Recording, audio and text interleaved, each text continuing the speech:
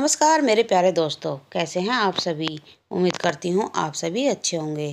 तो दोस्तों, आज फिर लेकर आई हूँ मैं कहानी पिशाच की सिद्धि का भाग 3। तो दोस्तों, पिशाच की सिद्धि का भाग 3 सुनने के लिए मेरे चैनल को लाइक करें, शेयर करें और सब्सक्राइब करना ना भूलें। तो कहानी शुरू करते हैं आज की पिशाच की सिद्धि का भाग 3। ज्ञान सिंह दिन चढ़े तक सोता रहा। जागा तो उसका बदन कब पोरा पोरा दर्द कर रहा था। रात का किस्सा याद आते ही बदन में सनसनी सी दौड़ गई। गर्दन और कंधे के जोड़ में जहां खूनी पिशाच ने अपने दांत गड़ाया था, वह स्थान कुछ कड़ा हो गया था। वहां पर हल्की सी सूजन हो आई थी और वह धीरे धीरे टिस मार रहा था। उसने अपने बदन में बहुत कमजोरी महसूस हो रही थी। बिस्तर छोड़ने से पहले उसने अन्यासी पायाताने की तरह देखा, जहां वह पिशाच उसे पहली बार दिखाई दिया था। जब वह वहां कैसे हो सकता है। उसे भोला पंसारी के घर जाने का हुक्म उसने ही तो दिया था। वह वहां मजे कर रहा होगा। ज्ञान सिंह ने चाहते हुए भी धीरे से मुस्कुराकर उठा। उसे यह खबर आसानी से लग गई कि गांव का एकमात्र किराना दुकान भोला पंसारी आधी रात के बाद से बीमार है। इसी वजह से आज उसकी दुकान बंद है।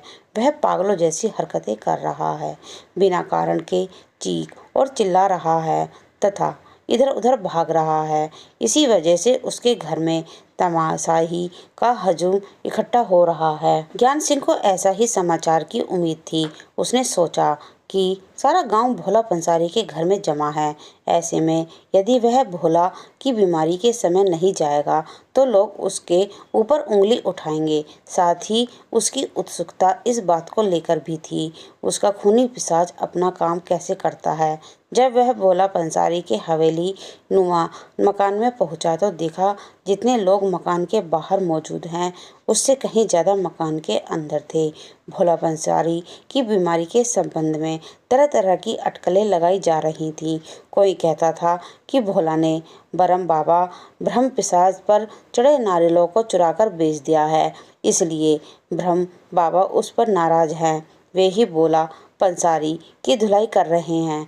कोई कह रहा था कि ग्राम देवता की सालाना पूजा के लिए भोला सेठ को छोड़कर पूरे गांव ने दिल खोलकर दान और चंदा दिया था। देखो भाई, अभी 2 महीना भी नहीं बीता है और भोला पंसारी को सजा मिलनी शुरू भी हो गया। 4 पैसे तब जरूर बचा लिए थे, अब तो बच्चों को सैकड़ों हजारों रुपए गिनने पड़ेंगे। उसे एक समर्थक भी मिल गया जो कहने लगा, हाँ भैया, आदमी तो लड़ो, देवी देवता से कैसे बैर सेठ भुगतेगा, तब उसे अकल आएगी और अगली बार चंदा देने में नानुकार बिल्कुल नहीं करेगा। एक अफवाह यह थी कि भोला पंसारी रोज दिशा मैदान के लिए इमली बगीचे में जाया करता है और इमली का वह बगीचा प्रेतनियों का प्रिय निवास के नाम से मशहूर था। रोजाना यूं आने जाने किसी प्रेतनियों का दिल आ गया होगा अपना भोला सेठ के ऊपर, वहीं उन्हें अपना दूल्हा बनाने की जुगत कर रही होगी। किसी का मानना था कि सेठ के हजारों का नुकसान हो गया है, इस कारण उसका भेजा घूम गया है। अब उसके पागल होने में कुछ देरी नहीं है। ज्ञान सिंह इन अफवाहों को सुनकर मन ही मन हंस रहा था, क्योंकि इस समस्या का जड़ तो वह स्वयं ही था। खैर, वह भीड़ की ठेलता हुआ किसी तरह आंगन तक पहुंच ही गया। आंगन काफी बड़ा था और भोला पंसारी तब आंगन में ही था। वह 4-6 लोगों के द्वारा मुश्किल से काबू में आया हुआ था। उसकी पत्नी का रो रो कर बुरा हाल था। बच्चे सख्ते की हालत थे, जिन्हें उनकी बूढ़ी दादी तथा पड़ोसन संभाल रही थी। भोला पंसारी मोटा नहीं था, तब भी उसका बदन मोटापा की ओर अग्रसर था। उसके बदन में इतनी ताकत होती कि चारों लोगों को पकड़ाई में नहीं आए, वह ताज्जुब में डालने वाली बात थी। वहाँ जो ज्ञान सिंह ने देखा वह कोई न देख सका। उसका सिद्ध किया हुआ गुलाम खूनी पिशाच भोला पंसारी की पीठ पर सवार था। रात की तुलना में अब वह काफी हष्ट-पुष्ट हो चुका था। उसके चेहरे पर रौनक आ गई थी। इसका मतलब था कि वह भोला का काफी सारा खून पी चुका था। खूनी पिशाच ज्ञान सिंह को ही देख रहा था। जैसे ही दोनों की नजरें मिली, उसने अदब से अपना सिर झुकाया, गोया धन्यवाद दे रहा हो। सिर्फ नज़र मिलने से ही ज्ञान सिंह का बदन सिहर उठा। उसने जल्दी से अपना नज़र दूसरों की ओर फेर लिया। तभी भीतर से वैद्य जी पीतल का बड़ा सा कटोरा लेकर निकले, जो किसी गाड़े से लबलबा भर रहा था। 4 आदमियों ने भोला पंसारी के दोनों हाथ पकड़े और 5वें ने वैद्य जी से कटोरा लेकर भोला के मुख में लगा दिया। तब पिलाना काफ़ी मशक्कत वाला काम साबित हुआ। सेठ दवा पीते ही नहीं था। जबरदस्ती करने पर आधा काढ़ा जमीन पर गिरा और आधा उसके पेट में गया। जुड़ी का बुखार है, सिर में चढ़ गया है, उतरने में समय लगेगा, वैद्य जी ने कहा। लेकिन यह बहुत सर्तिया गाढ़ा है, जरूर आराम मिलेगा। 3-3 घड़ी बाद पिलाना होगा, 3-3 घड़ी में। ठीक है वैद्य जी, हम पिलाएंगे। भोला भैया को दवा पिलाने वाला भोला। ज्ञान सिंह मन ही मन हंसा। बेवकूफ़ों, भूत पिशाच दवाओं तथा गाढ़ों से नहीं डरते हैं और न ही भागते हैं। पिलाओ पिलाओ, जितना गाढ़ा पिलाना है पिलाओ। एकाएक भोला पंसारी निढाल हो गया और आधा बेहोशी की हालत में पहुंच गया। उन्हें जल्दी से भीतर ले जाया गया। ज्ञान सिंह को तब खूनी पिशाच नहीं दिखा। उसने इधर उधर देखा। वह पिशाच भोला पंसारी की पत्नी के ठीक पीछे था और अपना मुंह ऐसे बना रहा था मानो वह गाढ़ा उसी ने पिया हो। पिशाच का इरादा भांपकर ज्ञान सिंह का कलेजा लरच गया। भोला तो ठीक है, लेकिन उसकी पत्नी। एक बार गही उसका जी हुआ कि पिशाच को रोक दे, किंतु दूसरे ही क्षण उसे अपनी टीस मारता हुआ गर्दन याद आया और उसने अपना इरादा तत्काल बदल दिया। ज्ञान सिंह को यह सिलसिला अच्छा नहीं लगा। अभी उसकी आत्मा एकदम से मरी नहीं थी, थोड़ी अच्छाई शेष थी। इस कारण उसे कुछ बुरा लग रहा था और पछतावा भी हो रहा था कि जल्दबाजी में बिना सोचे समझे पिशाच सिद्ध कर बैठा। पुस्तक की जो बातें वह समझ नहीं पाया था, क्यों उसी कारण वह पिशाच उसके बस में नहीं हुआ। लेकिन अब क्या हो सकता है, अब तो कमान से तीर छूट चुका है। पुस्तक को नष्ट कर देने का उसे बहुत दुख हो रहा था। गोविंद प्रसाद की पुस्तक बहुत अच्छी तथा सच्ची निकली। वह उसे अब कैसे वापस कर सकता है। उसने पंडित जी से तथा ठाकुर से शिकायत कर दिया। तब तब तो उसकी चमड़ी भी न बचेगी। आखिर उसने सोचा कि पिशाच सिद्धि के बारे में एक किताब लिखना चाहिए। उसे पिशाच सिद्ध करने की रीति याद है तथा कौन कौन से सामानों की जरूरत पड़ती है यह भी उसे याद है।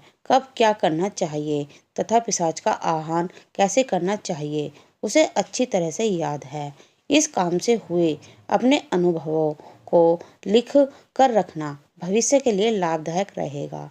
इसके अलावा गोविंद के मांगने पर उसे वह किताब देकर वह बच सकता था। गोविंद प्रसाद को मानना ही पड़ेगा कि पिशाच सिद्धि ही उसकी दी हुई असली किताब है। उसके पास न मानने का कोई कारण ही नहीं होगा। 2 दिनों तक वह सोचता रहा। जब उसे निश्चित हो गया कि वह यह काम कर लेगा, धीरे धीरे ही सही वह पूरा करके ही रहेगा। इसके बाद उसे कागज कलम तथा स्याही के इंतजाम की फिक्र हुई। उसे यह सारा सामान उसे पंडित गंगा प्रसाद के घर से बिना किसी दिक्कत के हासिल हो गई। हालांकि उसने सारा सामान किसी से पूछे बगैर चारों की तरह हासिल किया था और तीसरे दिन उसने लिखने का काम शुरू कर दिया।